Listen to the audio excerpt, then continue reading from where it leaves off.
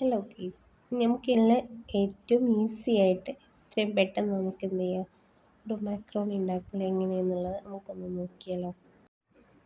ആദ്യം തന്നെ നമ്മൾ മക്രോണി ഒന്ന് തിളപ്പിച്ച് ഊറ്റിയെടുത്ത് മാറ്റി വെക്കുക. പിന്നെ ഒരു വലിയ ഉള്ളി, ക്യാപ്സിക്കം, ഇഞ്ചി വെളുത്തുള്ളി പേസ്റ്റ് എല്ലാം കൂടി ഒന്ന് വഴറ്റിയെടുക്കുക.